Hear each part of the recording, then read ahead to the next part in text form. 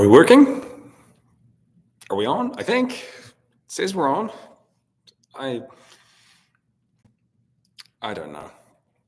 I don't know why it doesn't work, but I think we're here. All 7 of us, or 8 of us, maybe if that includes me. How is everybody? Hi, Vicky. Thanks for being here.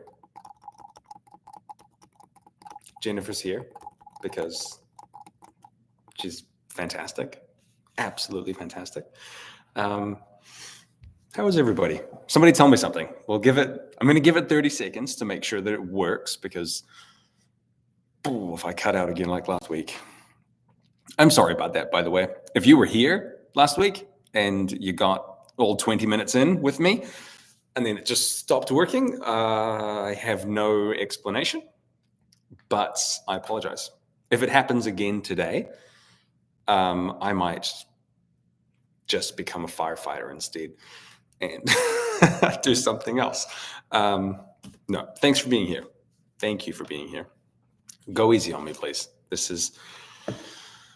I think I was talking to Jennifer earlier in the week. This is live number 3, maybe. We'll call it 2.5 because the last one was abysmal.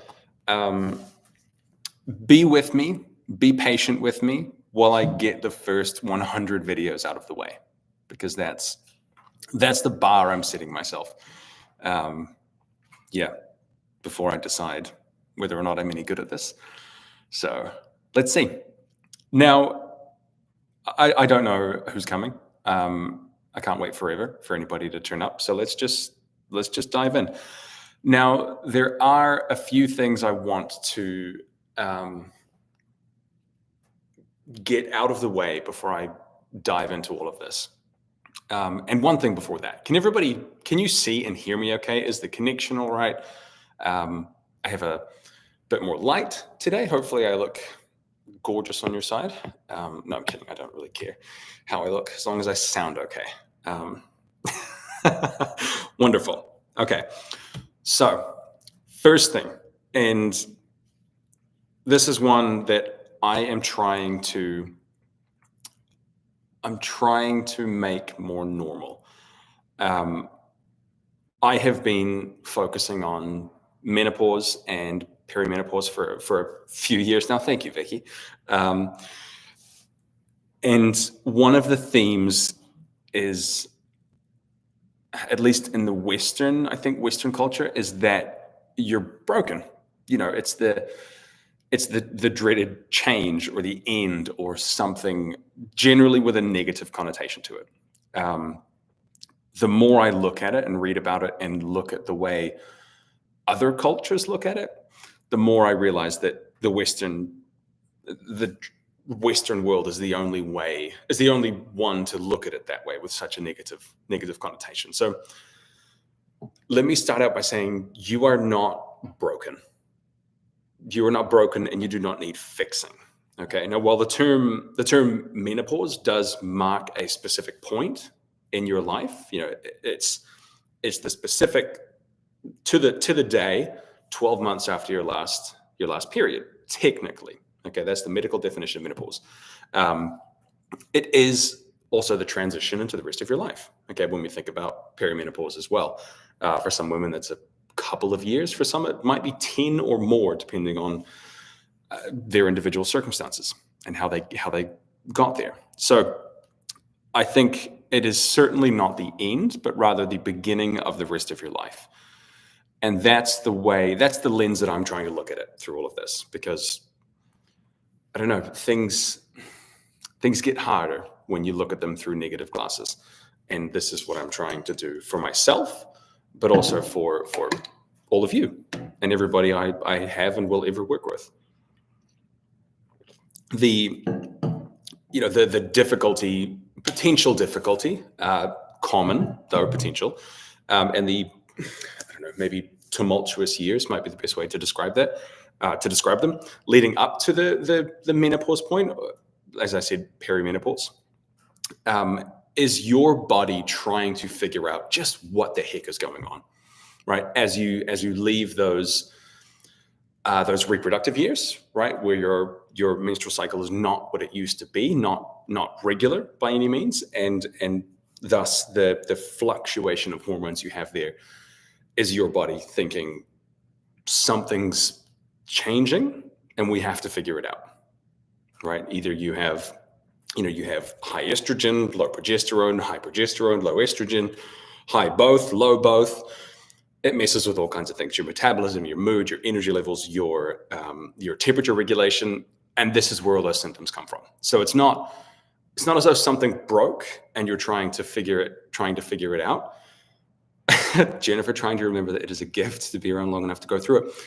Seriously, I was reading the other day that the average age of menopause was 54. The average life expectancy for women was 56. So most women nowadays, yes, get to experience it, but get to live longer than 56, knock on wood. So I appreciate the perspective shift isn't easy, and it doesn't make it fun, but it might help you navigate it. At least that's what I'm trying to do. As a male, it's weird being in this space and talking about this, but someone has to. I'm not the only one, but one of the few men, perhaps. I'm glad to be doing it, though. Where was I? If I repeat myself a bit, I'm nervous, so just give me some grace, please. So your body is just trying to figure out what the heck is going on, right? Again, temperature, mood, energy levels, appetite. Your hormones are doing things they've never done before, okay? And your body is trying to respond to a response for something that it didn't know was coming. It is perfectly normal and natural. Every woman who lives long enough will eventually get to that point. And it's important to me that you realize that, or try to accept that you're not broken. It's just changing. Now, other thing, I don't really mind or care what has worked for you in the past. You were probably doing something different to what you're doing now, or realizing that what you used to do no longer works. Now, I don't want to give you more food rules. Okay, I don't. It's not that I don't believe in counting calories or tracking your meals or following a meal plan. I think those things are great, and they are the gold standard of, say, weight loss or weight management or weight gain for some people, because not everything's about weight loss. But I don't think they fit where you are at the moment, where you are and where you're going to be for the rest of your life. I, for one, don't want to be thinking about, can I eat this?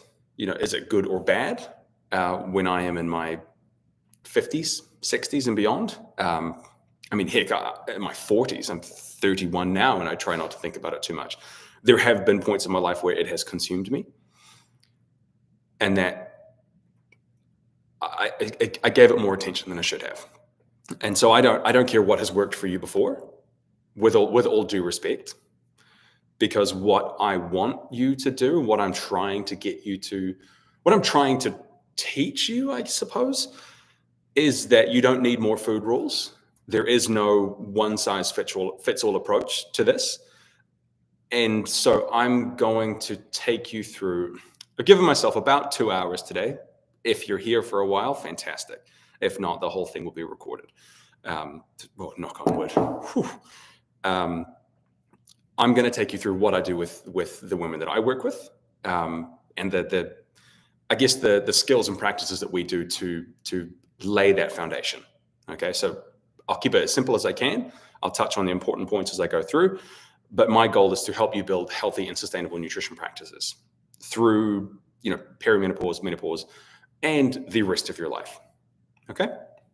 Now, third one, when everything is important, nothing is important. Okay, so you don't need to change everything at once, because trying to change everything at once is a good way to make sure nothing changes at all. Right? It's a conversation I have almost every day with somebody that asks a question about how to navigate this or that. I tried doing all these things. I gave up after 6 days because it was unrealistic. And you end up going through the same cycle of, I tried all of it. I stopped all of it. I tried all of it again. I stopped all of it again. It's been 3 years. Please help me. So when all of it is important, nothing is important, which is why I will encourage you to take it one step at a time. Okay. The time needs to pass anyway. It is going to pass whether you are taking it slow or not. All right. So I'm going to go through maybe 6 or 7 different things. I kid you not, I have maybe 13 pages of notes here. So if you see me looking down, that's what I'm looking at, basically. Now, it is not lost on me that, let me read the names. All of you are here because of Jennifer McGuire. Okay. I will never not be grateful for that. Now, I bring this up because on more than one occasion, she has been referred to as the GOAT, okay, the greatest of all time in her industry. And I would cut that last part off and just go with she's the greatest of all time. But this is certainly reflected in her abilities as the person in her industry, as a card maker, okay? And this is a skill. It's a skill that she has developed over a long time, okay? And it's, for me, looking at it, I think, if I go to her last video, your last video, Jennifer, I think there is no way that I could do that. But if I took it right back to basics and focused on a 2 or 3 step process, I would get better and better and better as I go. Okay, and I want you, again, I bring it up because I want you to look at what we're going to talk about in the same way. Okay, I'm going to give you the bigger picture. I will break some of it down as much as I can. I'll try and tell you why it's important, why you should do it. But I don't want you to leave here thinking you have to make an overnight change. If you pick just one of these things and take 6 weeks to get it right, my job is done. Okay, then you do the next piece. If it takes you 3 years to create the change that you're looking for, so be it. That was the rate that it was supposed to happen. Okay, so start small. Start as small as you can and go slow, right? You don't, I'm a goat. See, the goat is the thing. A goat is a farm animal, and I'll take it. Now, working with somebody in their nutritional, I guess, changes is not and never should be as easy as eat this or don't eat this. Okay, and it will never be that simple. And so you can't, and nor should you try to change all of this overnight. Okay, on top of probably everything else you have going on at the moment, because let's not pretend that there's nothing else in your life happening. Okay, so you find the rate at which this stuff works for you and take it as slow as you need to be successful. So, any questions before I dive in? Like, catch my breath.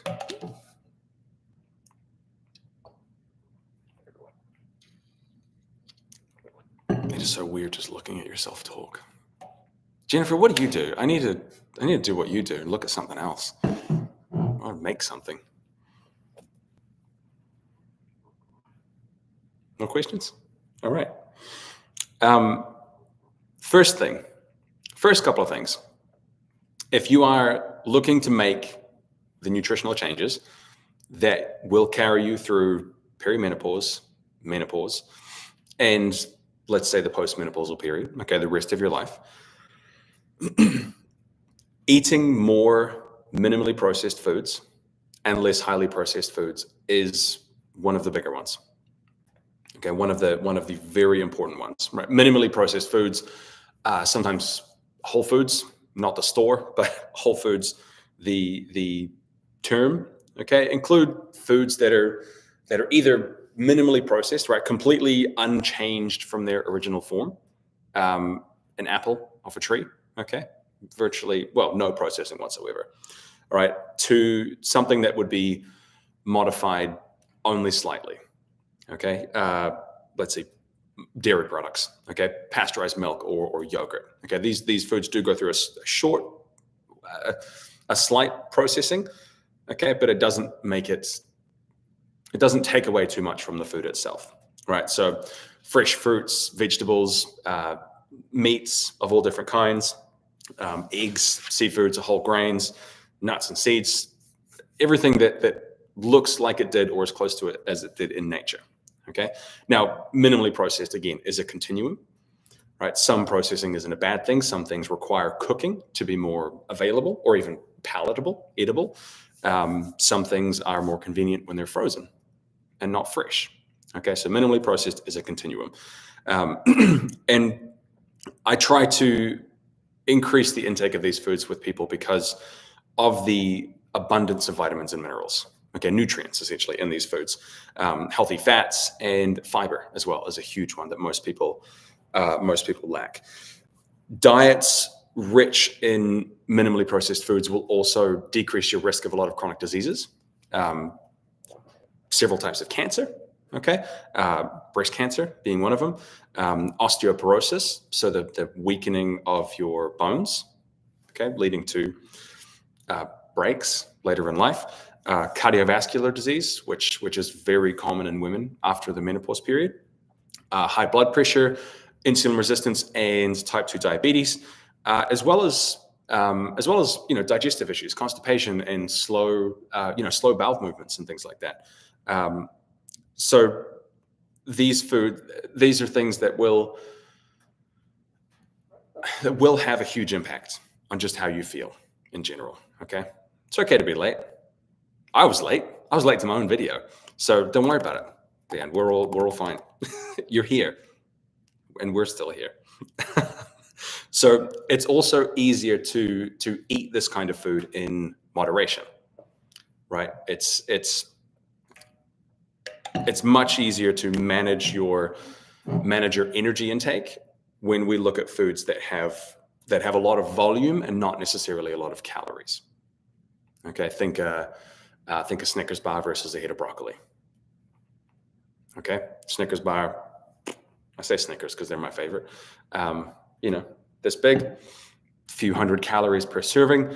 I can put one away in about 4 bites. Okay, I could eat 2 on the way home from the grocery store.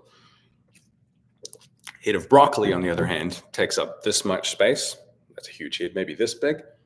Okay, for 100 calories. All right, so that's what we're looking for when we're looking at minimally processed foods.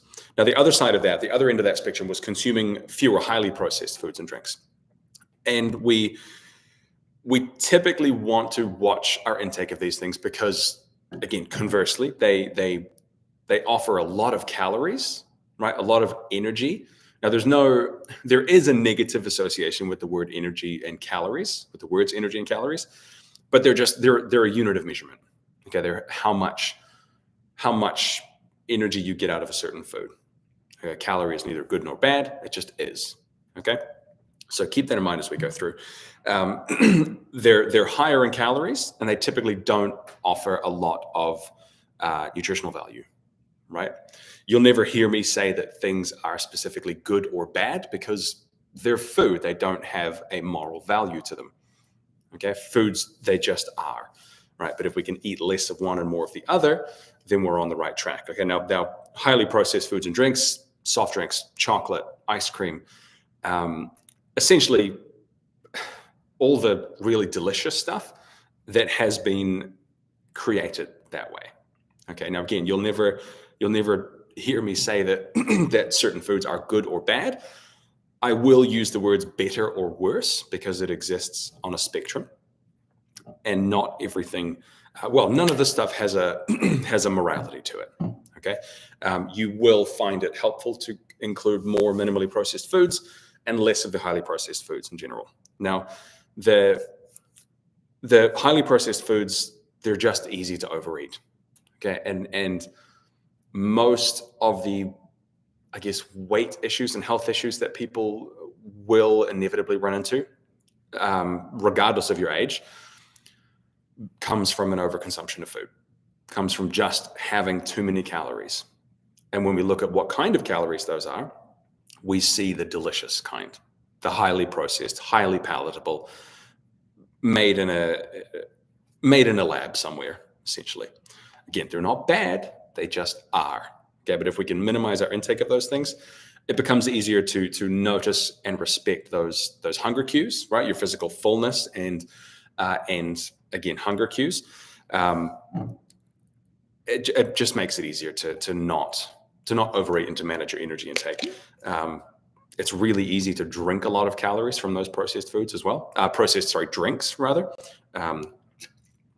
You wouldn't notice a few hundred calories from soda, right, before it was too late anyway. And then you still wouldn't feel full or satisfied because of it. So the point here isn't to restrict or demonize certain foods. It's just to help you figure out which ones you should be eating more of, which ones you might want to eat less of, which ones work for you, which ones are worth it, basically. I know, and yeah, Jennifer, exactly, because sometimes it's just worth it, right? I again love a Snickers bar now and again. I will eat 2 of them on the way home from the grocery store. But that's, to me, that happens once every 4 or 5 weeks. Okay? Processed food is not bad. It just shouldn't make up the bulk of your diet. Any questions there so far before I jump back into protein? Who's sick of hearing me talk about protein yet?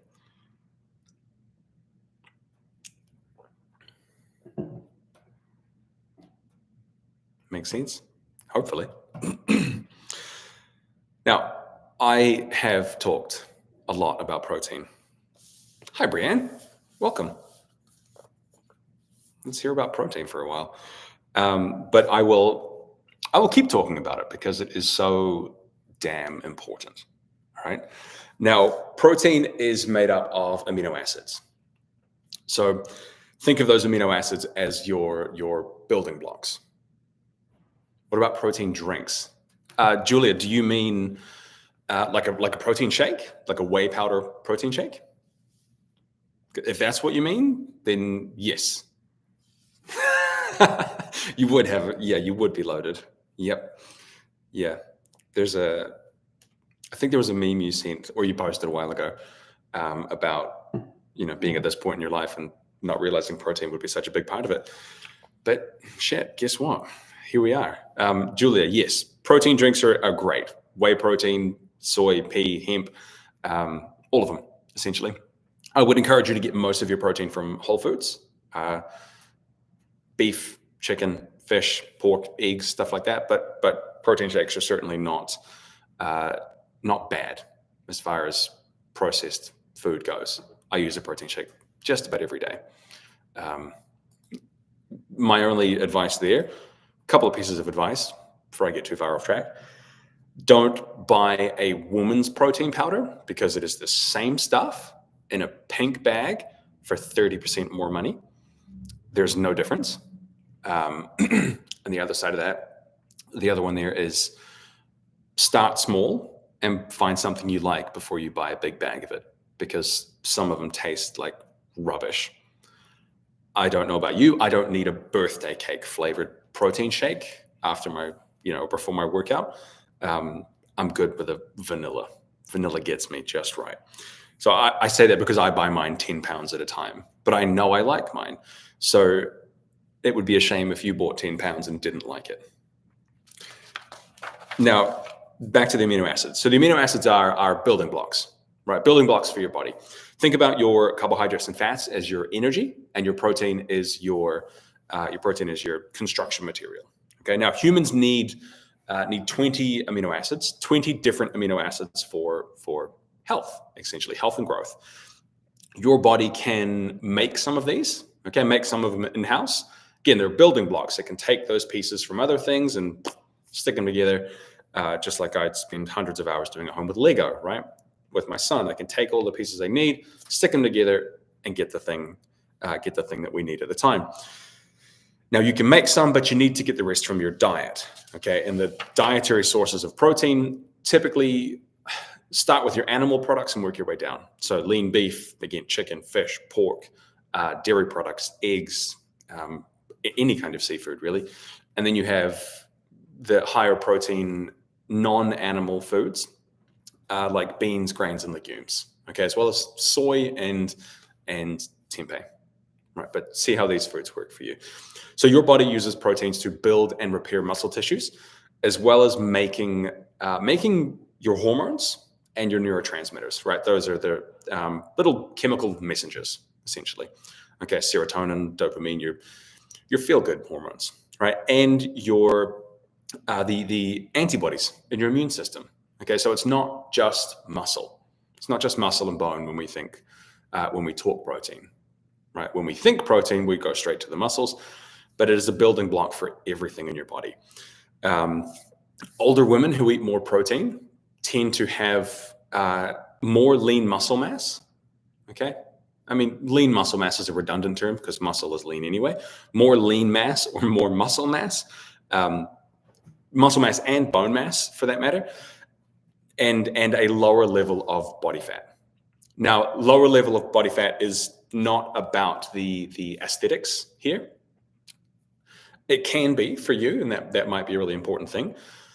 But it's a lot about the visceral fat, okay, the fat that you have around your organs, right? Heart, liver, everything important, okay? So you want to make sure that you want to do your best to make sure that the levels of visceral fat stay nice and low. And women who eat more protein tend to have lower levels of visceral body fat. Trina, what have you said? I used to buy my protein shake powders from Herbalife. What makes you ask if that is a good choice or not? What kind of protein powder is it? Because that would factor in.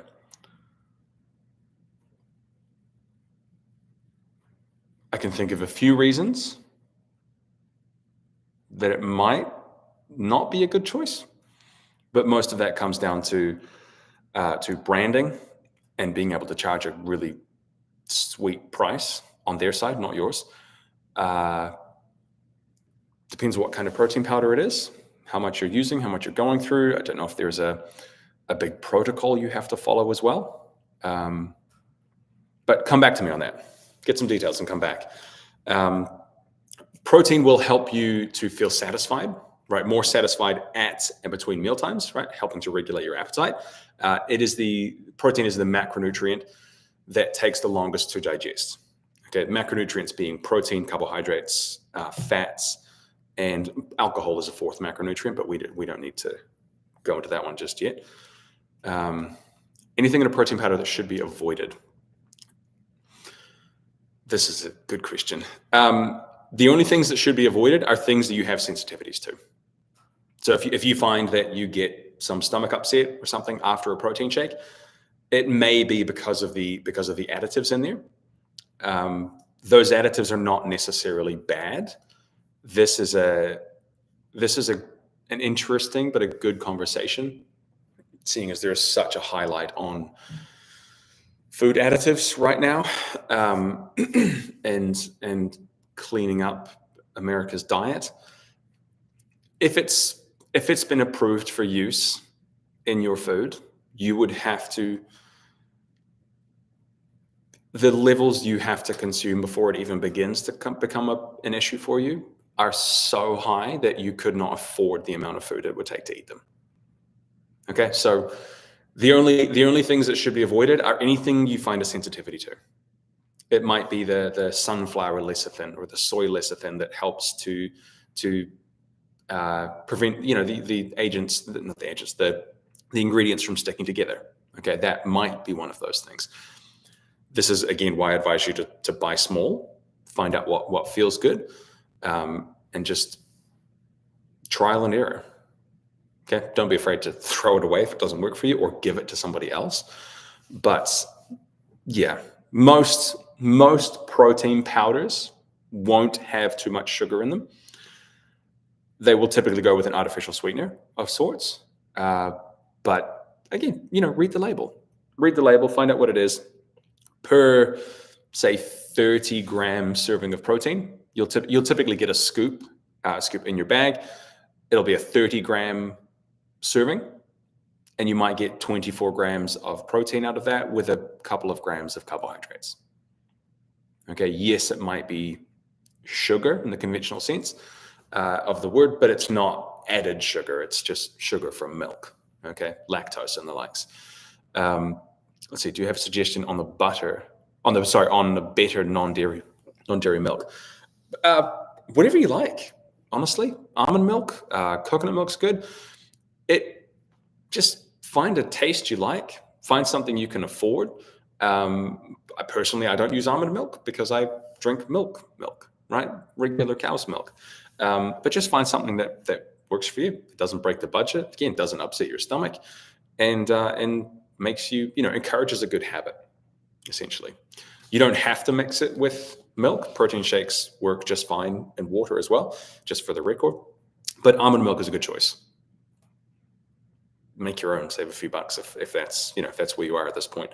But I have nothing against almond milk. Again, look for the extras in the bottle. Anything that might have more than one or two ingredients, there may be something in there that upsets your stomach, and that's a you thing, not a thing I can tell you to do or tell you what will or won't, essentially. Right, where was I?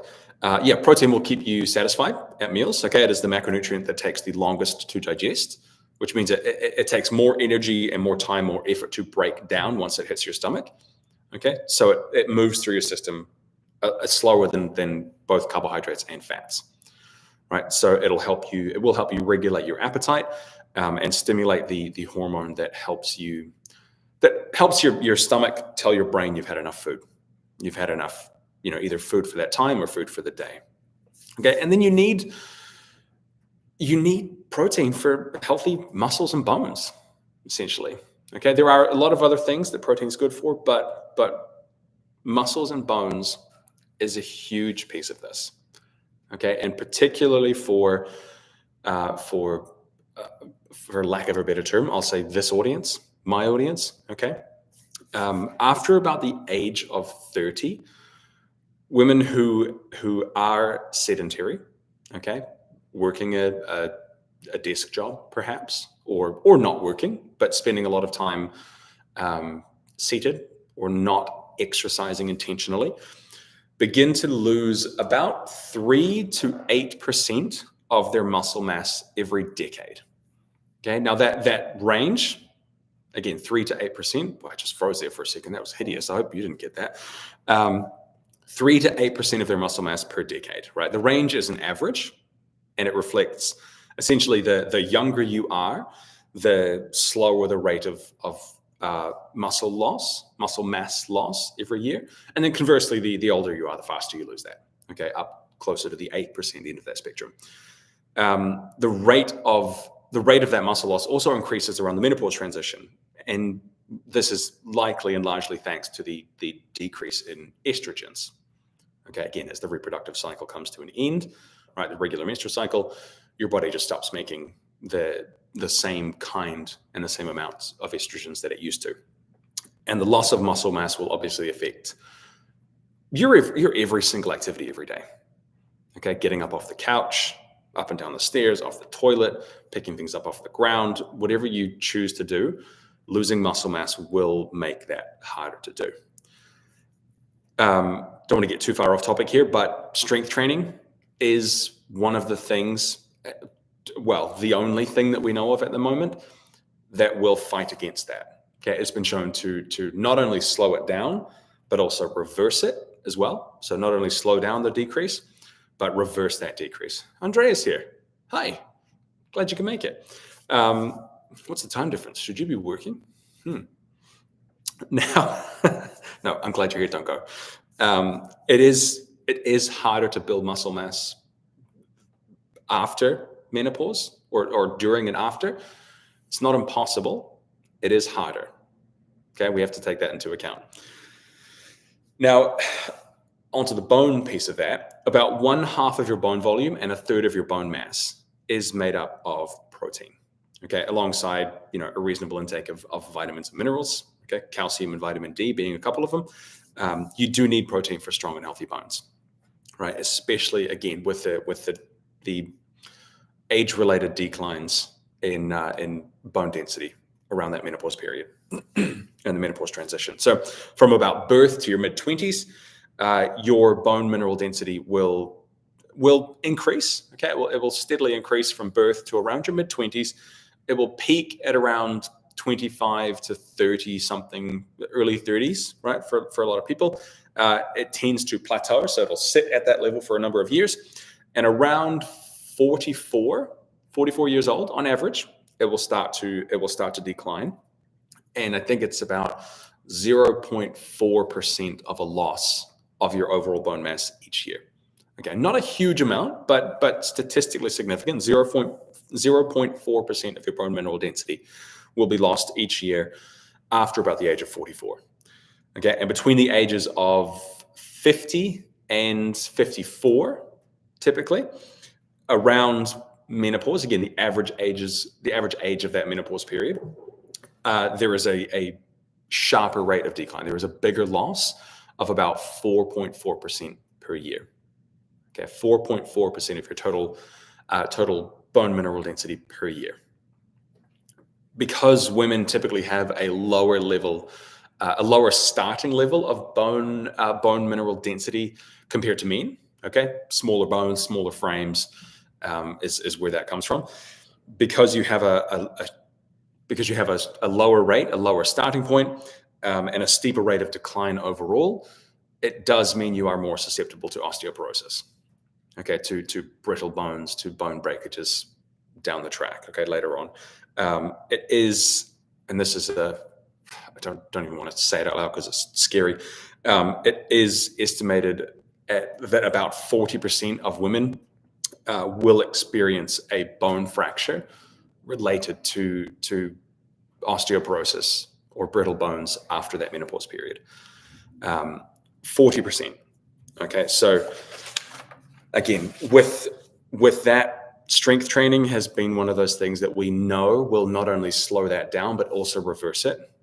Okay, so you are not doomed to these numbers. You can push back against that. Okay, and I'm talking strength training like 2 days per week, 30 minutes each time. Okay, it's about the lowest end of the spectrum. 2 times a week for 30 minutes. Lift some weight that you're not used to. Challenge yourself over time. It could be the difference for the rest of your life. Okay. Lastly, you need protein to support mental and emotional health. Now, this is a big one that most people, I think, don't think of often or haven't even considered. We often think of protein as the muscle building nutrient. I don't need protein. I don't go to the gym. I'm not trying to be a bodybuilder. I don't want to look like, Arnold Schwarzenegger or anything. Okay. But you need protein for everything else as well. It is the building block. It is the foundation for everything that you are. So it is a key component of the neurotransmitters. Again, those chemical messengers, right, that send signals throughout your body, and the mood regulating neurotransmitters. Okay, serotonin, okay, which will help you feel calmer and happier. Dopamine, which is the neurotransmitter involved in reward. Okay, reward and motivation, another one. Oxytocin, right? The bonding neurotransmitter, relationships, connections, and then melatonin, which will essentially tell your body it's time to go to sleep. Okay, melatonin is the one. If you've made it this far in life and haven't heard about cortisol, well done. I wish I knew what that was like. But cortisol is the up. Melatonin is the down. Okay, so cortisol, melatonin work in sync with each other. Melatonin is what will help you get ready for sleep at the end of the night. Now, there's more to it than just protein intake, but protein does help to build melatonin. Okay, so if you're struggling with sleep, protein is another one of those things that can help that, right? And without eating enough, you will not have enough protein in your body to make these. Okay. This, again, might increase your risk of sleep problems, okay? Anxiety, mood issues, depression, things like that. And if we can avoid those, we should.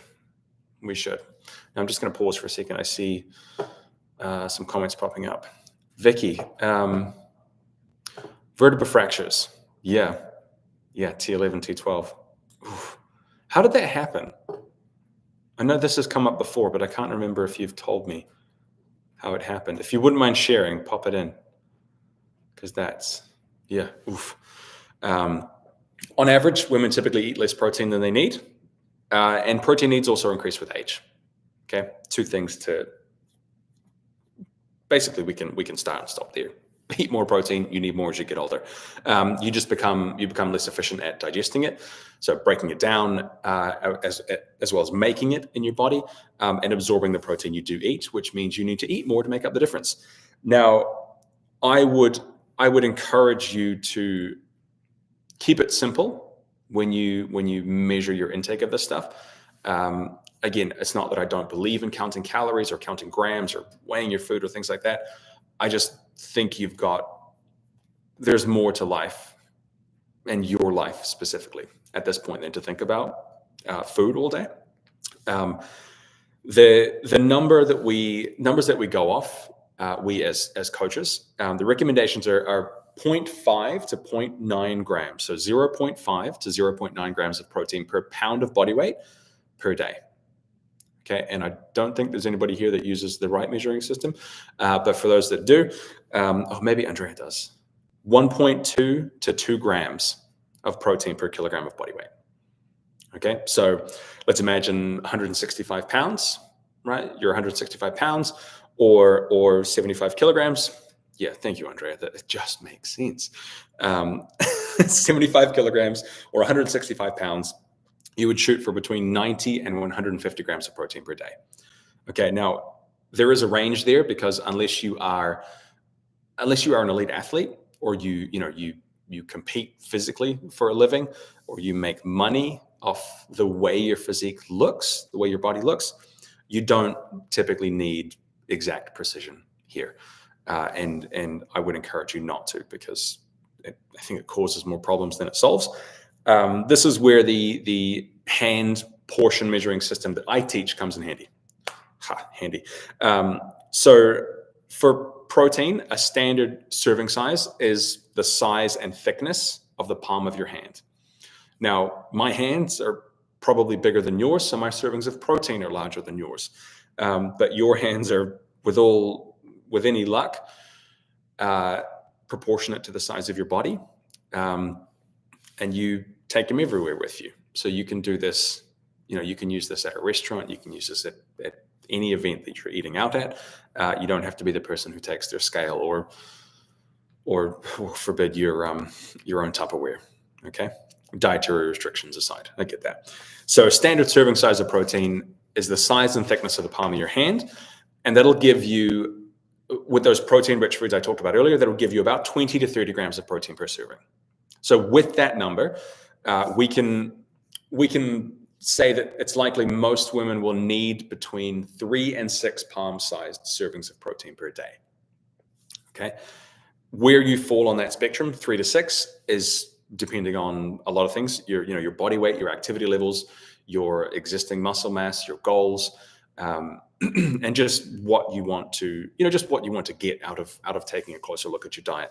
But most women will need 3 to 6 of those palm-sized servings. Again, the size and thickness of the palm of your hand.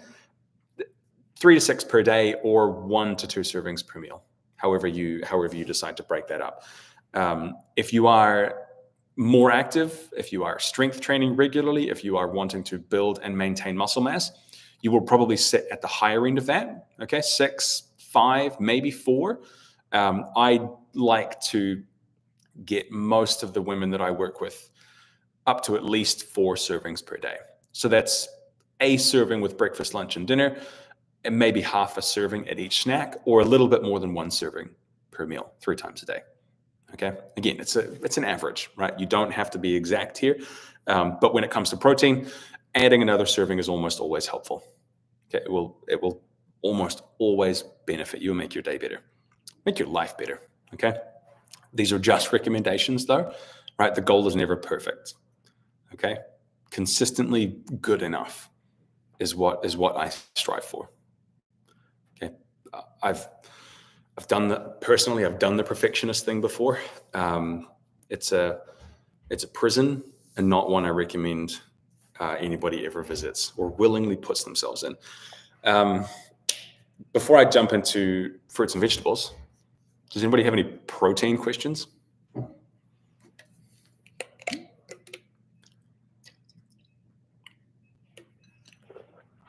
And if you don't, that's okay. I've talked a lot. Maybe I've covered all of it. Imagine that.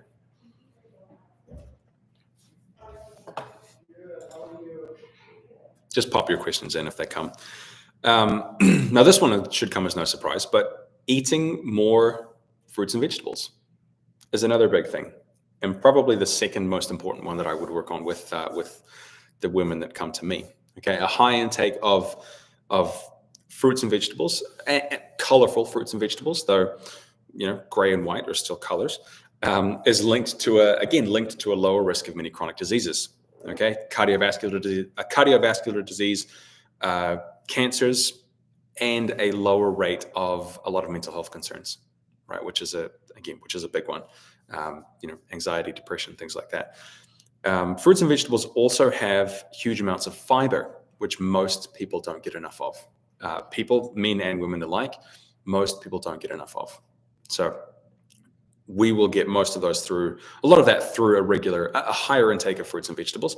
Adding more of these kinds of foods to your day is a very easy way to increase food volume without necessarily increasing energy intake again, which is what I think I touched on at the beginning with the minimally processed versus highly processed foods.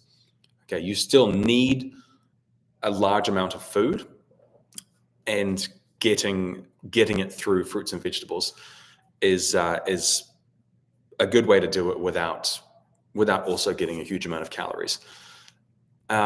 Trina, the fruits and vegetables bother your stomach. Has it always been that way, or is this a relatively new thing for you? If you don't mind sharing, because that's a big one. That's a big deal. I would, if they don't bother your stomach, so for everybody else here, I would encourage you to add at least a serving of vegetables, fruits or both, at least a serving to as many meals as you can throughout the day. It's an interesting one, Trina. I will get to that, because I had some notes down here about FODMAP diet, and that at least FODMAPs, and that might be what you're dealing with. Now, again, keeping it simple, I want to make it as easy as possible. Okay, so a standard serving of vegetables, right? Non-starchy vegetables.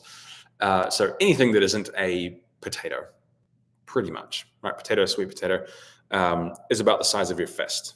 Okay, now that for most people is about 1 cup.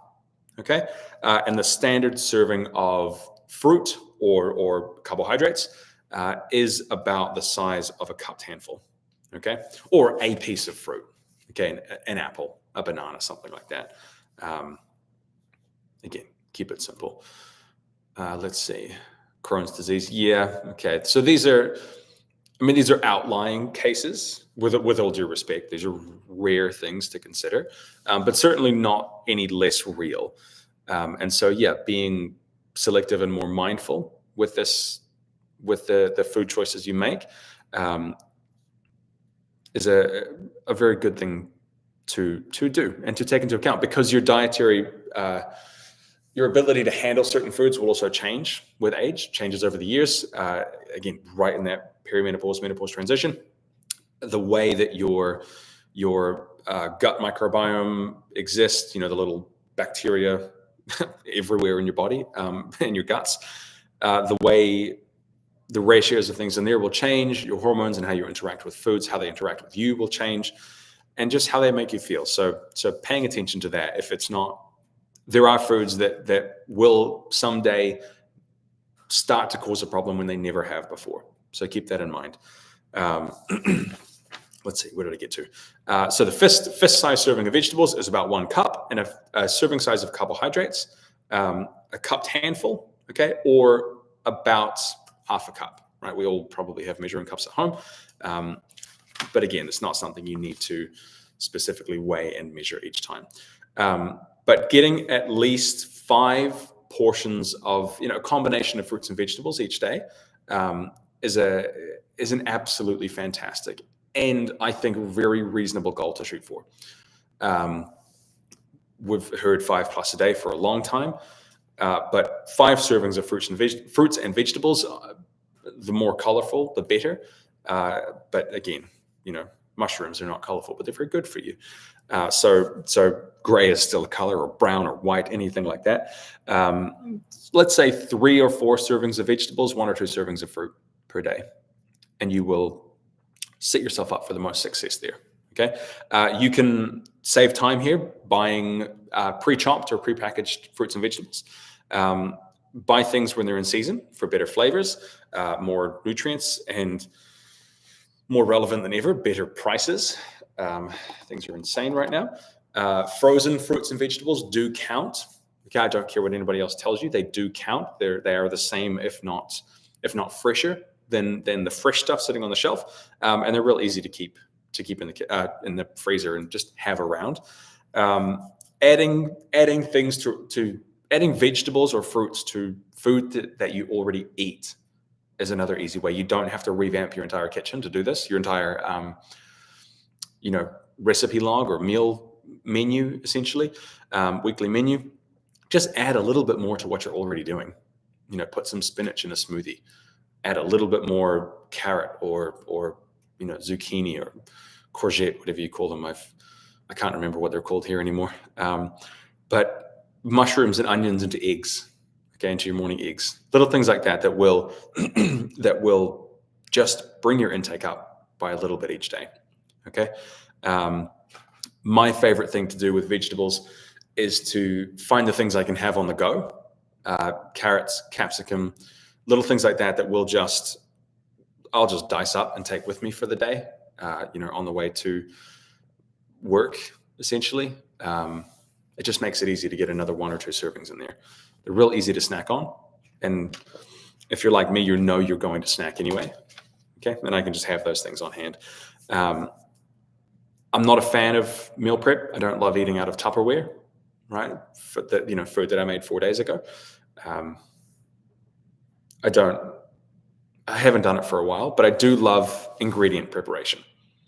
So buying and preparing, it takes a little bit more time to wash and chop 5 carrots than it does to wash and chop 2, for example. So just do a little bit of those, a little bit more where you can, put it in a container, put it in the fridge, have it ready for the next time that something like that might suit whatever you're doing for the day.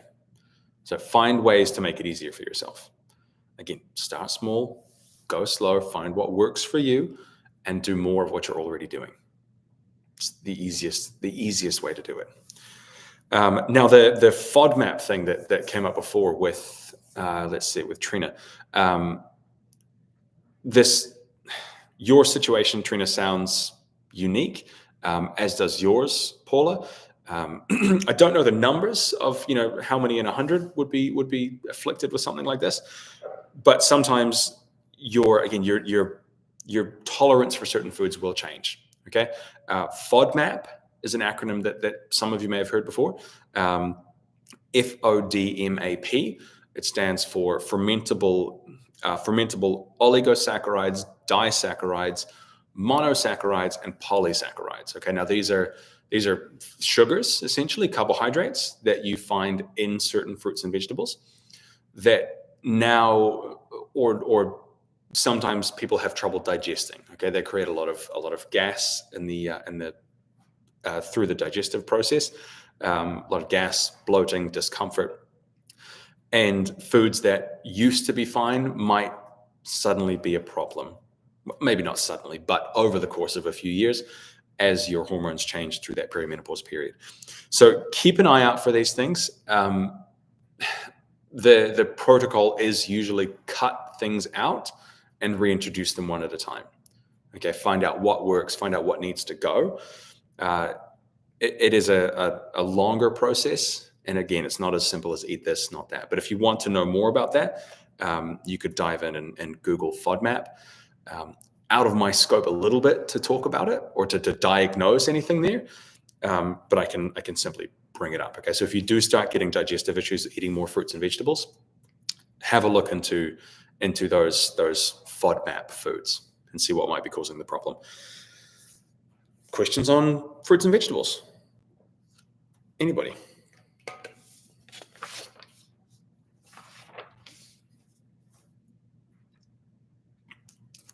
I'm gonna run out of water before I run out of things to talk about. Okay, let's go to fats. Right, fats are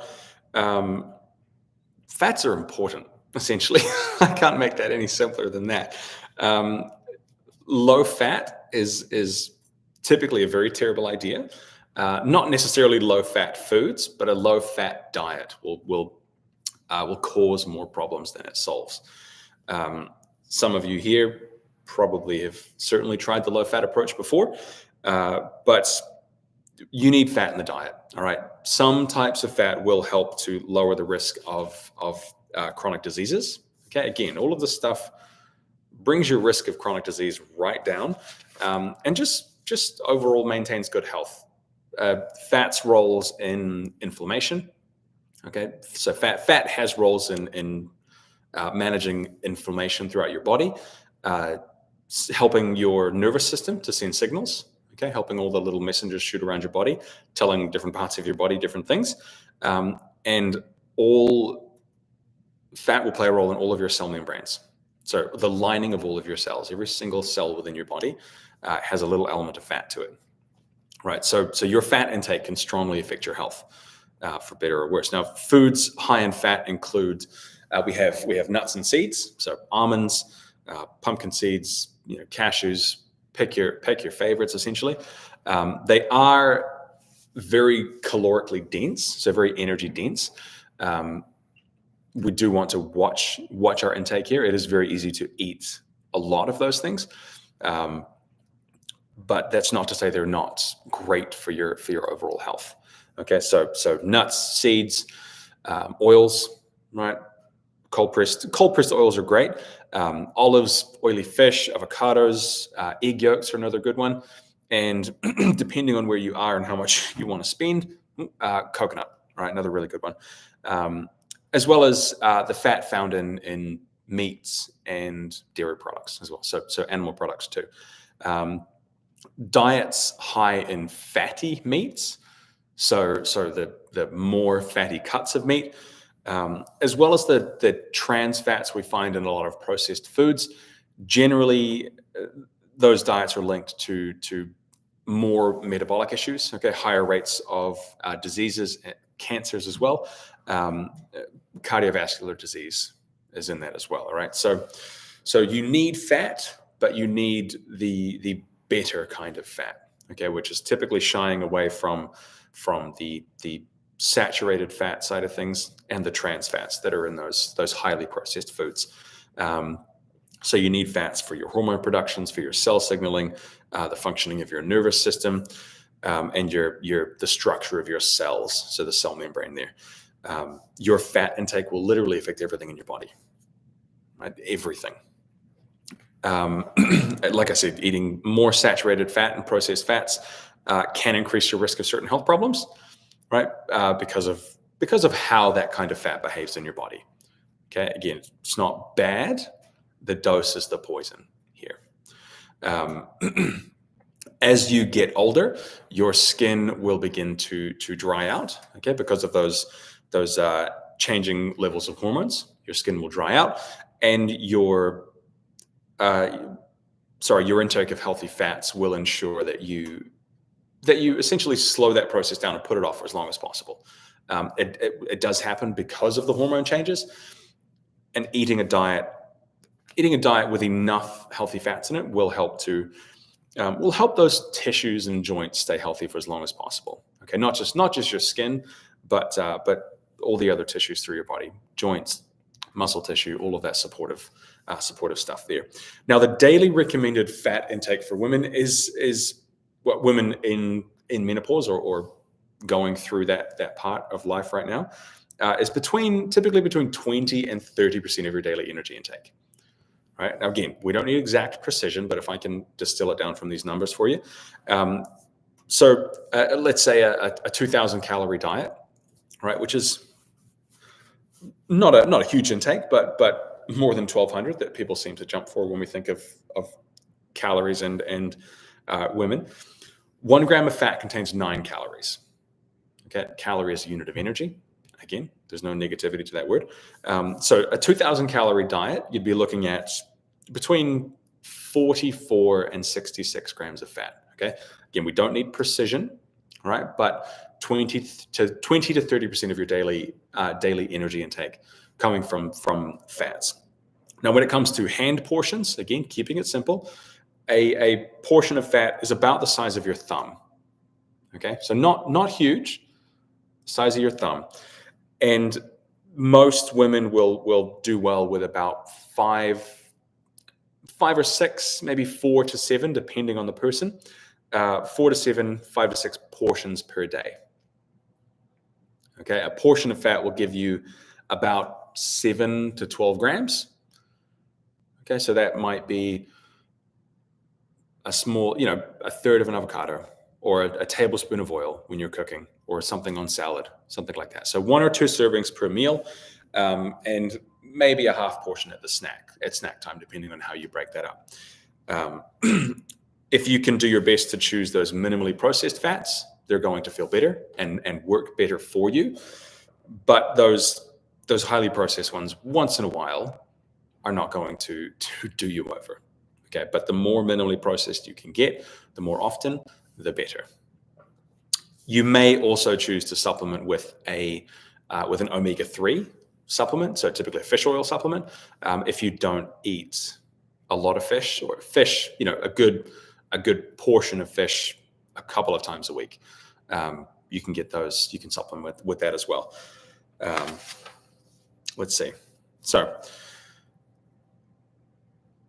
any questions on fat before I jump into the carbohydrates? And I just put a video up about carbohydrates earlier in the week, so you've probably heard me say a lot of what I'm about to. But let's see.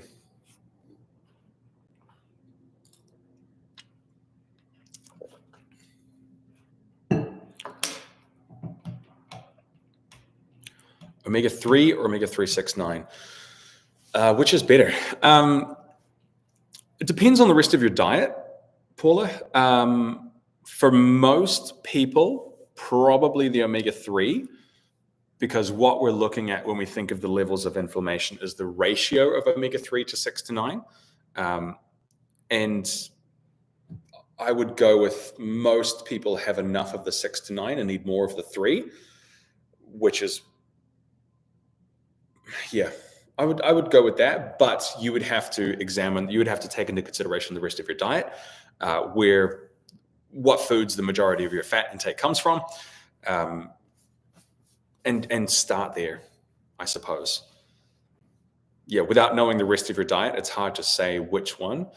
But if you, by this point, if you've remembered what I've said or taken notes or come back to watch the video, if you take the targets that I've given you and work on those for a year, 2, 3 years, right? Work on doing this so often that it becomes second nature, it becomes normal for you.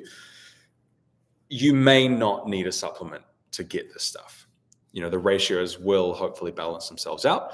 But I would most of the time say omega-3 versus the omega-369. Do you take one? Are you thinking about taking one?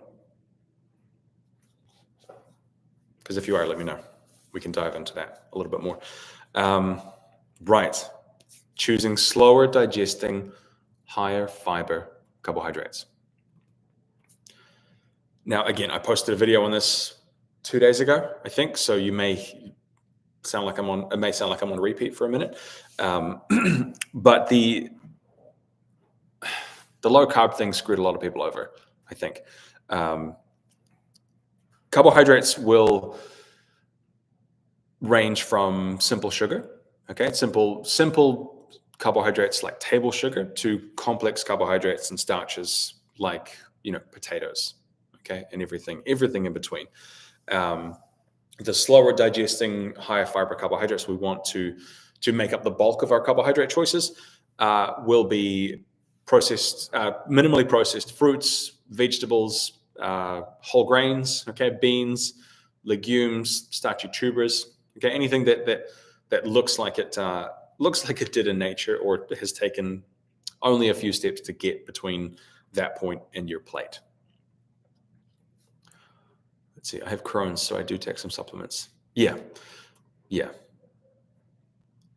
And you should. You obviously know what you need to do, or have been given some direction of what you need to do before. And that's exactly what supplements are. They fill in the gaps, and some people will take more or less depending on how big those gaps are and for whatever reason those gaps exist. Yes, oats. Yes, absolutely. Oats I would put under whole grains. Okay, but yes, definitely oats. So rices, oats, wheat, barley, all of that stuff, definitely. I don't know why oats are getting such a bad reputation recently. I saw a video the other day. Somebody referred to them as peasant food. I don't know what side of the bed you have to wake up on to start that fight, but oats are good. Oats are great for you. Yeah. If anybody says that, just block them. Just at least on social media. If anybody says that in real life, just ask them why. And they'll probably stumble a wee bit. Now, typically the carbohydrates start to become a problem when we process the crap out of them. Okay, when they go through the processes that strip them of their fiber, that take the nutrients out of them, and then they're mixed with a bunch of sugar, salt, fat, all of the above, and they're made to taste really good. Okay, again, it's not the additives in those foods that are the problem. It's the fact that it is really easy to eat a lot of them and not get a lot out of them. Okay, get a lot of calories, but not a lot of nutrients. When they are minimally processed, okay, cooked only a little bit, or simply and without adding a bunch of other stuff to it, they generally have a pretty good place in most women's diets. Okay, most people, but most women especially. Eating more of the minimally processed, high fiber, nutrient-dense carbohydrates is associated with less severe symptoms of menopause, right? The low energy, the brain fog, the mood issues, food cravings, and things like that. And because these types of carbohydrates will take longer to digest, okay, they take longer to move through the system. They will help you to feel fuller for longer and help you to control blood sugar levels. Okay, so again, decreasing your sugar cravings and offering sustained energy levels. Okay, so there's less of an erratic up and down throughout the day, and more of a it's probably more like this realistically, okay, but a more stable energy level throughout the day. And they also offer a pretty fantastic source of energy for the brain as well. Your brain, regardless of how much thinking you do, needs at least 130 grams of glucose per day. Okay, 130 grams. Now, the low carb trend did not do that any favors, but it will. Your brain does use a lot of energy, and while it can make those carbohydrates from other foods, specific dietary requirements, specific, say, situations are required for that to happen. And if you aren't aware of it, if you're just chronically under eating carbohydrates, you're going to feel that pretty quickly. And then that's where those bad habits start sneaking in. Snacking at 3 p.m. on a bag of candy, etc. Again, I'm not a woman, but I've been there. Okay, I tried the low carb thing before. And boy, willpower only gets you so far before your biological need for some damn carbohydrates takes over. So don't fight your physiology and just eat some carbohydrates. Do your best to make sure they're the better kind. Most women, most of the time, will feel better, right? Will feel, function, and look better. For your own definition of that, with at least some carbohydrates in the diet. Okay, at least some, but your carbohydrate needs will vary person to person, woman to woman.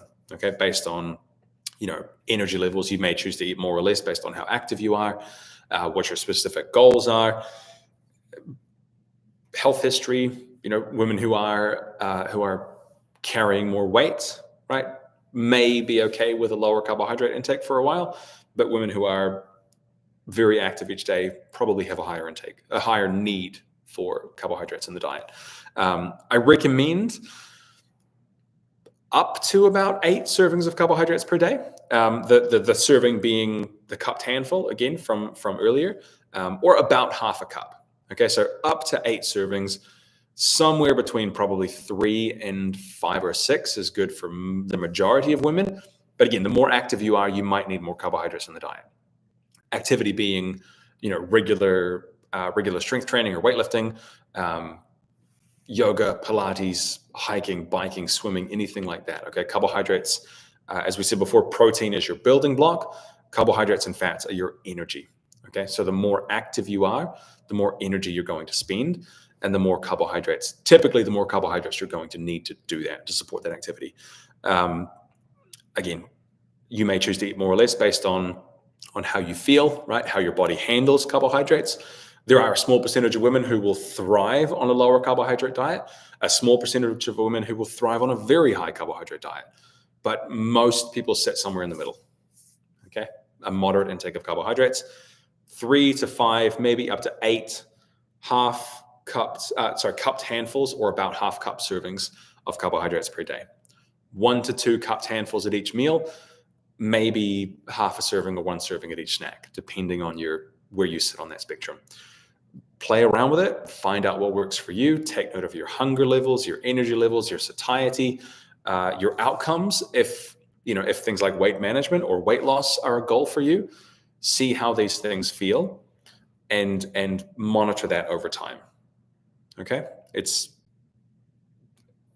not as easy as me saying eat this, not that, or this specific amount. You have to find what works for you and start experimenting, basically. A conversation that comes up a lot is the low carbohydrate diet. And is it good for me? Is it good for a woman at midlife, essentially, around that perimenopause, menopause period? And like a lot of things in this industry, the answer is quite simply, it depends. It depends on a lot of things.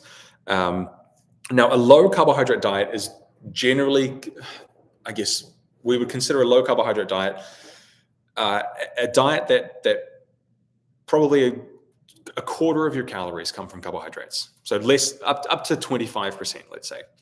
And then there's a very low carbohydrate diet, which is typically less than 10% of your overall carbohydrate intake, or under about 50 grams per day. So 2.5 bananas per day is your limit there on a low carbohydrate diet. For some people, right, such as like I said before, higher body fat levels. Okay, you might be pre-diabetic or type 2 diabetic, or somebody that has just general poor blood sugar and glucose control for whatever reason. The low carbohydrate diet, low or very low carb diet, may be part of a broader treatment plan, but that depends on the situation. Okay. But again, for more active people, a low carbohydrate diet will probably be a really bad idea, just given how much your body needs those carbohydrates to fuel that activity. It will affect your performance and your rate of recovery as well. So how you recover from that exercise.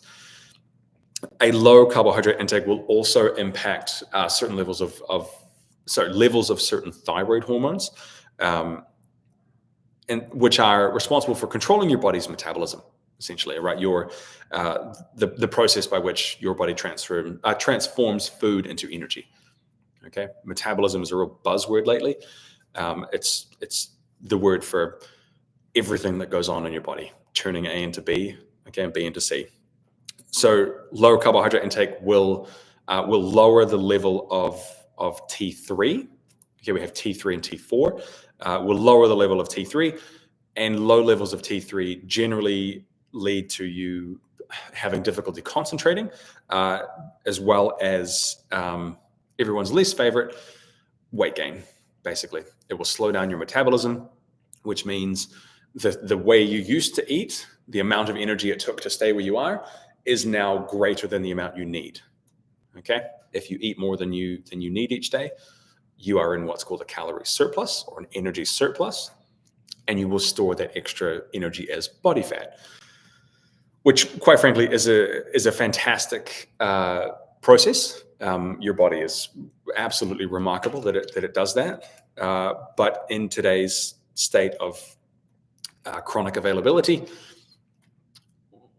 there's never a food shortage, and you'll never get around to burning that energy that you stored for later, if we never create the environment to do so. So a low carbohydrate diet can make it difficult, and you might do some not metabolic damage, but you might put yourself in a position to make it harder to lose weight if that's one of your goals. Because weight loss is not everybody's goal. Now, people will vary in response to their diets. Okay, so there's no specific recommendation I can make. Again, it works for you. Most of the women I work with, it takes us about at least 4 months to build the foundation, and then start dialing up or down certain elements of that process, and then we really get to see things start working. Okay, but we spend a lot of time just covering what we have here, building those habits, making sure that one is comfortable doing these things, and building up the level of confidence and competence here. But I can't give you a one size fits all approach here. So the biggest factor is how is your experience so far? Is what you're doing when we consider low carbohydrate, or how many carbohydrates should I eat? How many servings of carbohydrates rather? How do you feel? How do you perform? How are your energy levels? Is your mood stable? Like, how is that throughout the morning, afternoon, early evening? Does your digestion feel smooth? Are you moving food through your system easy enough? Are you able to go about your day without absolutely obsessing about food? I've had more than one person in the past come to me with the afternoon sugar cravings, right? Get to 2 or 3 p.m. and the bowl of mints that was on the desk is now gone, right? Because that person had done such a fantastic job of restricting carbohydrates earlier in the day that she could not help but give in and get any and all sorts of sugar by the end of the day. Okay, so how do you feel because of the way you're eating? Do you generally feel satisfied with your food and not overly restricted? Okay, how much of your headspace does that food take up? And then last one, how is it working for you? Are you achieving the results that you're aiming for? Okay, or is something happening that you weren't looking for?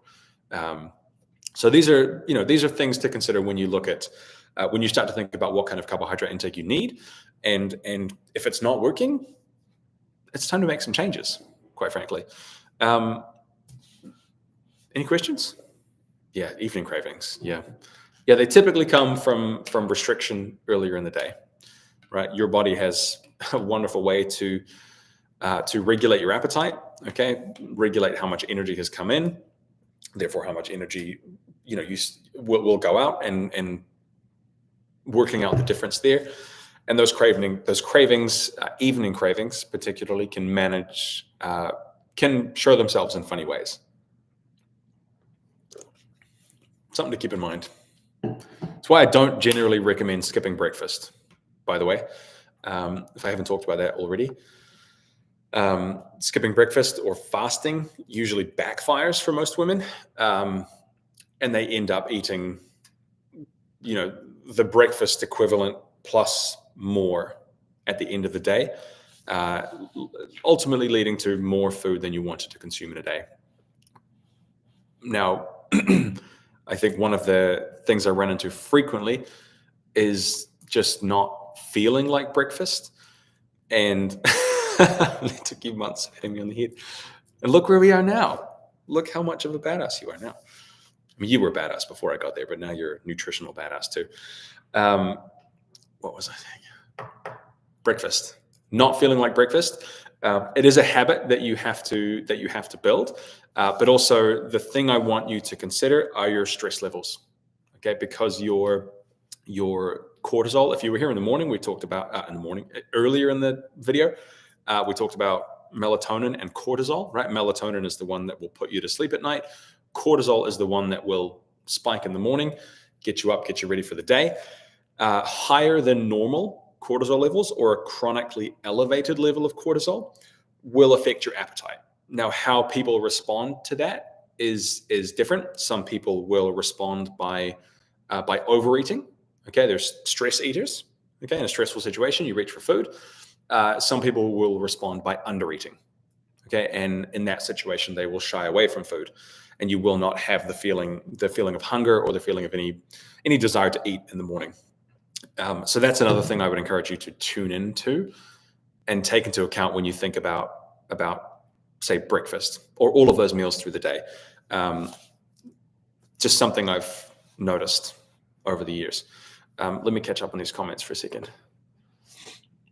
Let's see. Given we have a balanced diet or intake, is there a suggested time one should have the last meal before going to bed? Good question. I would try to cut it off maybe 2 hours, at least 2 hours before bedtime. Especially if you have a struggle getting to sleep or staying asleep.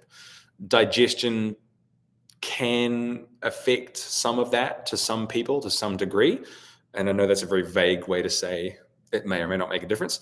But if it does, if eating late at night does affect your sleep quality, then for lack of a better term, cutting yourself off a couple of hours, at least 2 hours before bedtime, might be a good idea to try. People say, over the years, I've heard so many things, don't eat after 8 p.m. Because it'll cause you to gain weight. And while I see the message, the logic there is not, it's correlation and not causation, right? People don't generally make a salad after 8 p.m., right? That's not the food we're reaching for. If you can shy somebody away from eating that extra, 200, 300, 400 calorie dessert or 2 servings of carbohydrates, 2 servings of fats, no fruits, vegetables, no protein. If you can remove that from somebody's diet, you might create the energy deficit enough to lose weight. Conversely, if you added that to somebody's diet, have this after 8 p.m., again, 2 servings of carbohydrates, 2 servings of fats, or something to that tune, you might create the situation, the environment in which they gained weight. So it's not as though eating after 8 p.m. causes you to gain weight. It's that people don't make great food choices after 8 p.m. Okay, don't make protein-rich food choices. Now that's slowly changing with the protein-rich ice cream and all that kind of stuff coming out now. But hopefully you see my point. But just as a general rule of thumb, stop a couple of hours before bedtime. Okay, where you can. I get that sometimes that's not possible. And if the difference is you have dinner versus you don't on those nights that you work late, you get caught up doing something else. Okay, you're traveling, have the food. Okay, if the trade-off is not terrible. Does that make sense? Stress eater here. Yeah, how to get rid of that stress. Andrea, that's something that we will dive into. I hope you don't mind me saying, Andrea and I have just started working together, and stress management techniques are a big one there. But it's going to be about looking at how you respond to food. where that stress is coming from, how you can manage and mitigate some of that. Self-care practices are a big thing. I have some clients at the moment going through a lot of stuff, and I mean, it's not unusual, right? At either this point in life or any, really, right? Everybody gets stressed. Now, there is good stress and there is bad stress. Good stress is exercise. Okay, bad stress is work stress. Anxiety from that kind of stuff. Anxiety for your YouTube video not working, for example. But those are acute. Okay, the chronic stress that people deal with is something that needs to be addressed, and finding the way that you deal with that is going to be unique to your situation. I am a huge fan of practicing a mindfulness meditation routine. I think I've talked about it before, either here or somewhere on my Instagram page. Headspace is an app that I use that really, really helps to make a difference with my personal space. But yours might be, crafting, card making, for example, given that all of you here are from that neck of the woods. It's finding time to bring it down, okay, in response to a lot of your day pushing it up. Right? How that works for you is unique to your situation. But perhaps we can go into that on another video. That's a good idea. Yeah, it helps with sleep, Headspace. Yeah, there you go, Trina. Yeah. And I would hopefully say that you don't feel particularly stressed right now. Hopefully. However, we can only hope. Find things that chill you out. Okay, self-care is not selfish. Everybody here has heard the line, take care of yourself so you can take care of other people, or the better you take care of yourself, the better you can take care of other people. I see it, but I don't love it, because it implies that your role, particularly as a woman, is to take care of other people. Okay, and while that might be a chunk of your day, your role is also to take care of yourself. Okay, so self-care is not selfish. If you need that 10 minutes or that 15 minutes or that 1 hour, 2 hours a few times a week to do something to make you feel like you can function and bring those stress levels down, then finding a way to create that space might be one of the greatest things you ever do. Okay, now it is so much easier for me as a man to sit here and say that, but it is something that I will encourage until I no longer have the ability to do so. Okay, find ways to bring your stress levels down. Find things that make you happy. Jennifer's just said music. That one counts. That one absolutely counts. And it could be 3.5 minutes of your day. Okay, it could be a hike that takes 1.5 hours. You might just want to sit at a coffee shop and journal. Okay, I don't know how your day looks, but find the things that work for you and bring those stress levels down. Okay, self-care is not selfish.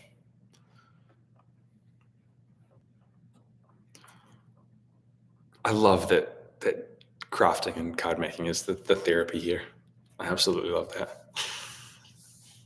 Let me tell you, this is not where I thought I'd be right now. Like this industry, I guess. But I wouldn't have it any other way.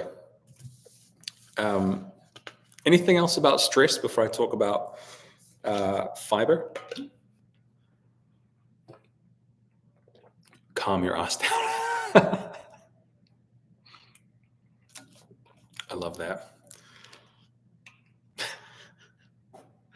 I'm going to have to find that. Who is Libby? Who would I search for if I'm looking for Libby? Because there's a list that I need to read now.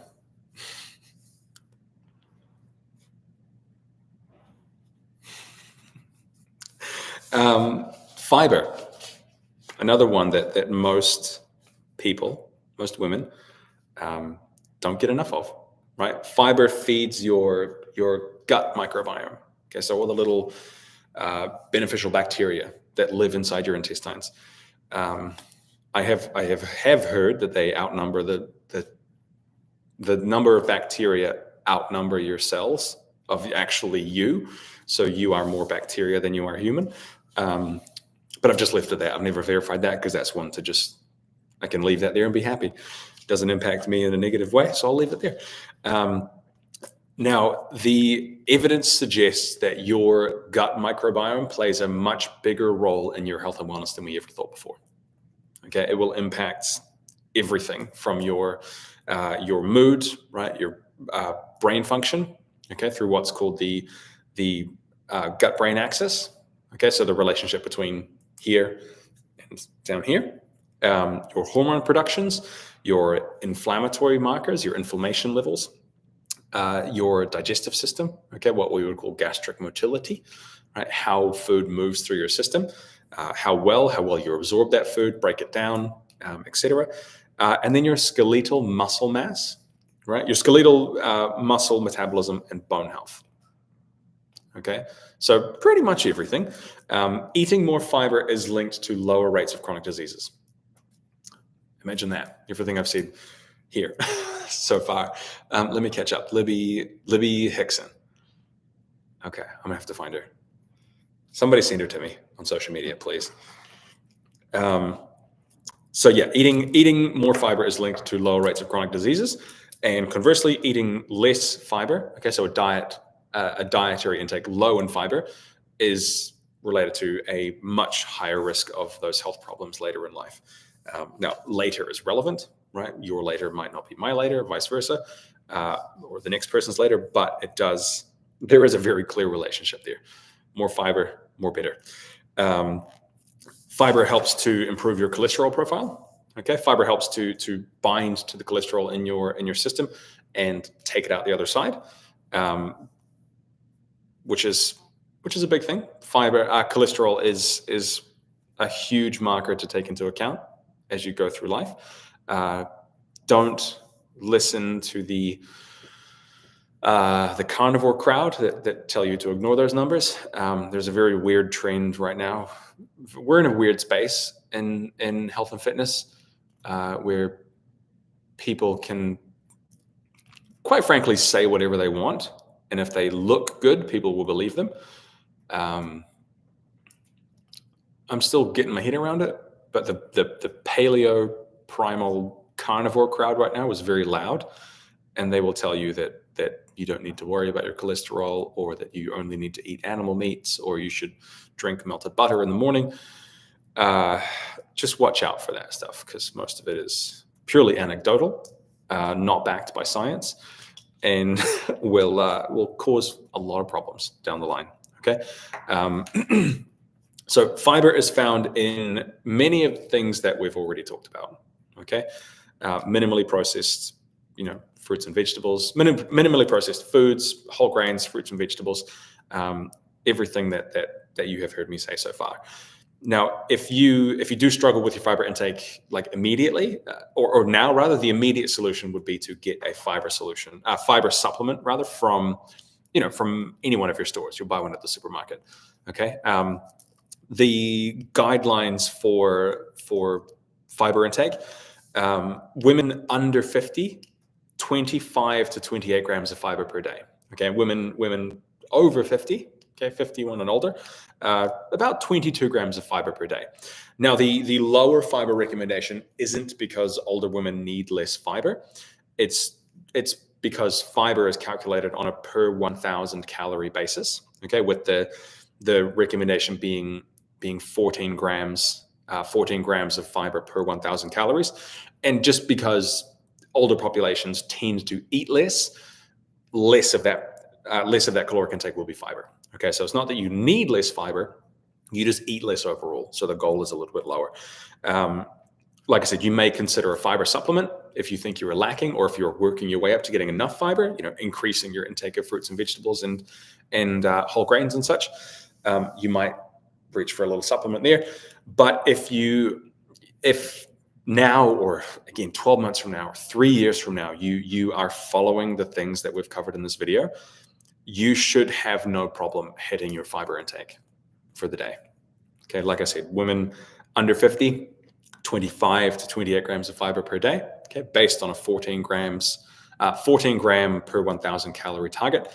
Women over 50, a little bit lower at 22. Okay, the difference is you generally eat less as you get older, right?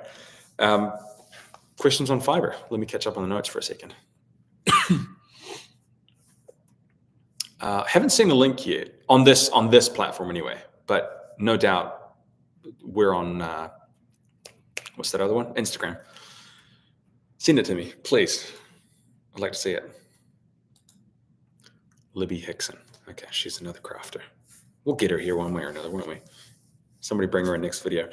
I think this is the last one. Let me check my notes.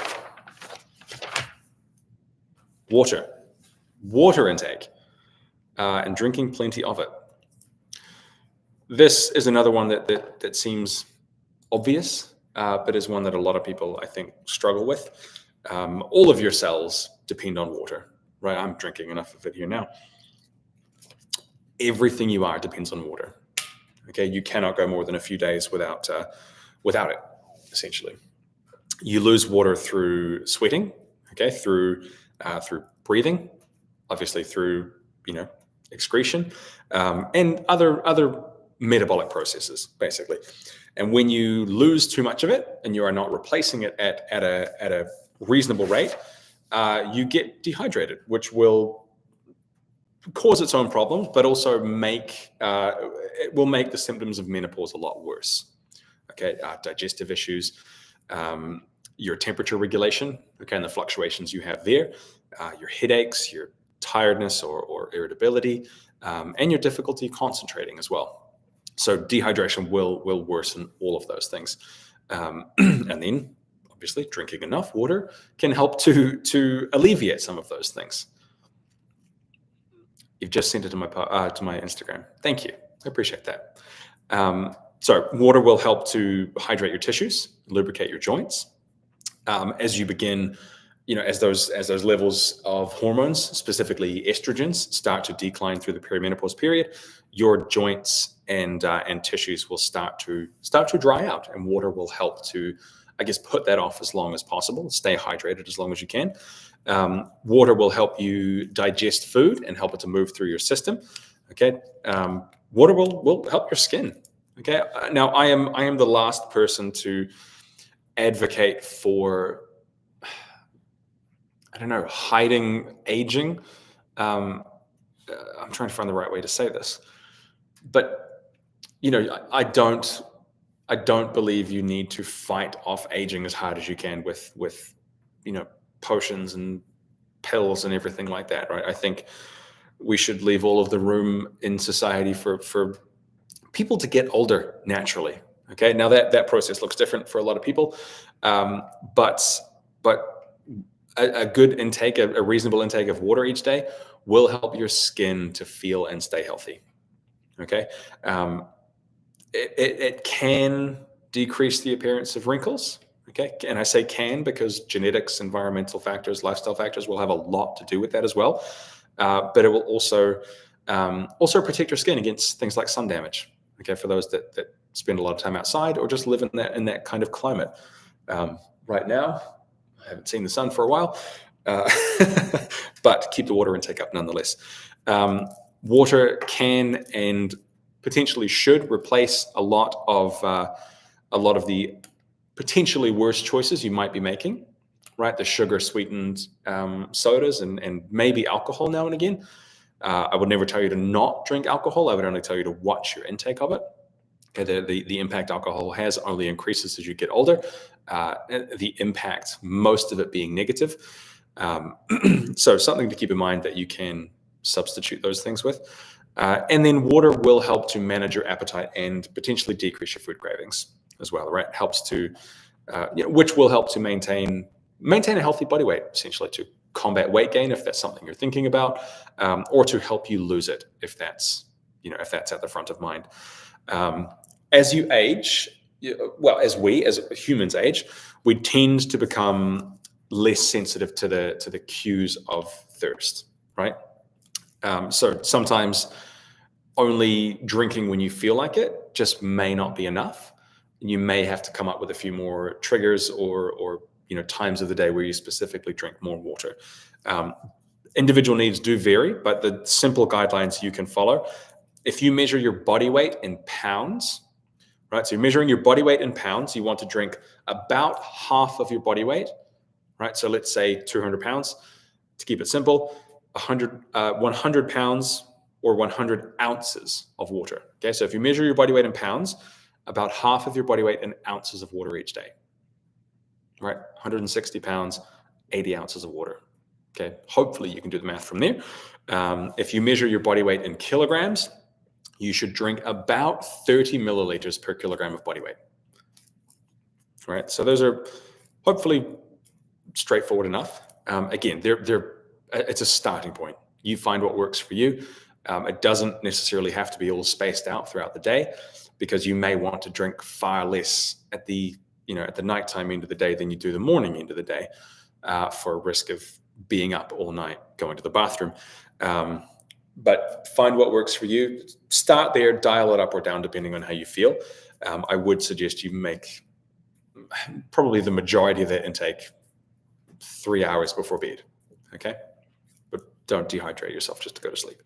You can and should make adjustments to this based on your activity levels and your climates.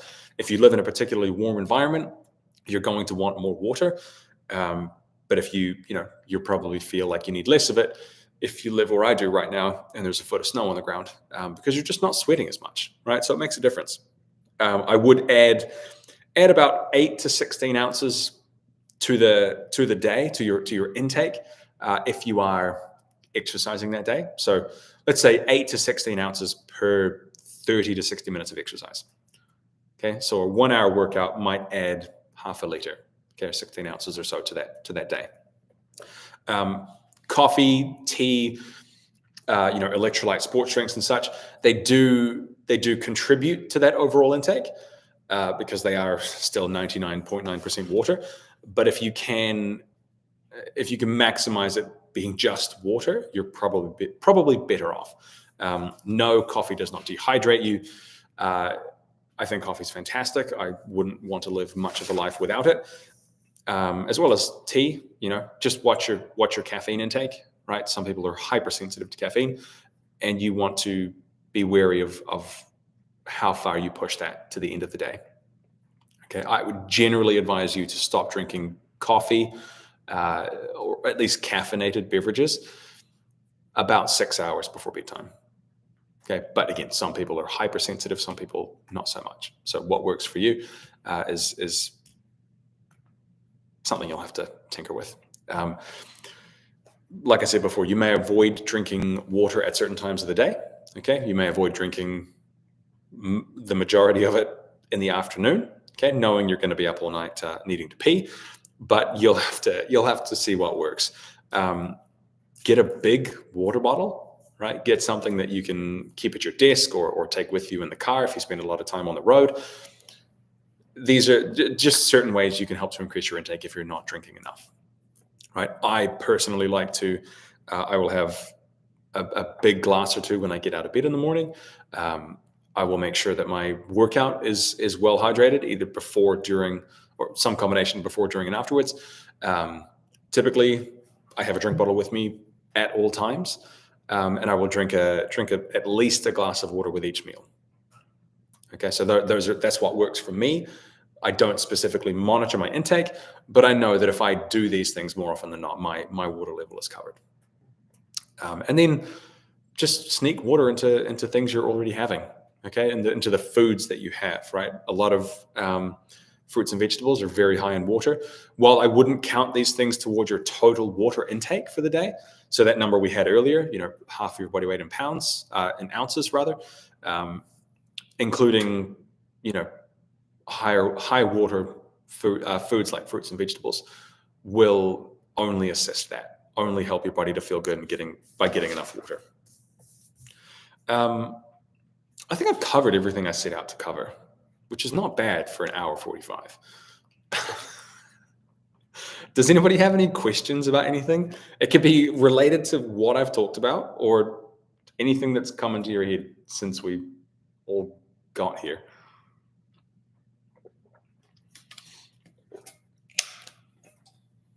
And if you don't, that's cool, because I'm sure you've all got other stuff to do as well. But I'll give you a moment to type it in.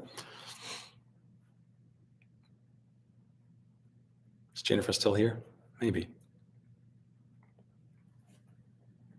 I'm surprised we made it this far. This went well.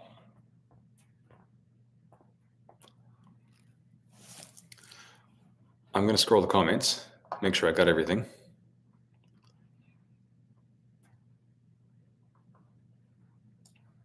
But like I said, I think I covered everything I wanted to talk about. So these are the things that I would put most of your effort into. Okay, most of your effort when it comes to lifestyle change, right? It's something that it does take a while. It does take a shitload of time. Okay, and I think that we have been severely misled with the 30-day challenges, 90-day transformations. Don't get me wrong, you can do a lot in 90 days. Okay, you could drastically change your physique, but most people are not prepared for the trade-offs, for the lifestyle trade-offs you have to make to achieve that kind of outcome, right? And we see it all the time. Okay, but when you sell a transformation program for $99 and 1,000 people buy it, and you get 3 good pictures out of it, 3 good before and after pictures, people will use those everywhere. Okay, which only, it means that it worked for 3 people, but it means it probably didn't work for 997 people. Right? Because the trade-offs that they needed to make to achieve the outcome they thought they wanted are just not worth it. Right? So one of the things I would encourage you to do is just set your expectations. Okay, create your boundaries, set your expectations, and give yourself the time to make the change. Right? It is going to take longer than you want. It's going to take longer than you've been told it would. It may not be harder, but it may be different to what you thought it was going to be. But the way I look at it is that time has to pass anyway. Okay, and you may as well take simple but very consistent steps if you are not where you want to be. And I think people struggle with how simple it could be because they want it to be sexy. They want it to be different, but there's nothing sexy about it except maybe your outcomes. But the process itself is relentlessly repetitive and relentlessly boring. Okay, but my goal is to create a process that you can actually live with. Okay, because if you can't do it for 2 weeks, you cannot do it for the rest of your life. Right, and so if it takes 16 weeks or 60 weeks or twice that to build the habits and practice the skills and ultimately create the lifestyle that you want, that's what you need to do. I've been doing this for a while, and I found that one works the best. Yeah, Julia, boring is good, right? It's same shit, different day. You don't have to eat the same food every day like a Neanderthal, right? But you can, you can get your proteins, you can get your vegetables, you can go for a walk, you can go to bed on time. You can do the boring stuff that ultimately leads to the outcome that you want. Okay, but I cannot stress enough that it will take a long time. Okay, but you take as long as you need.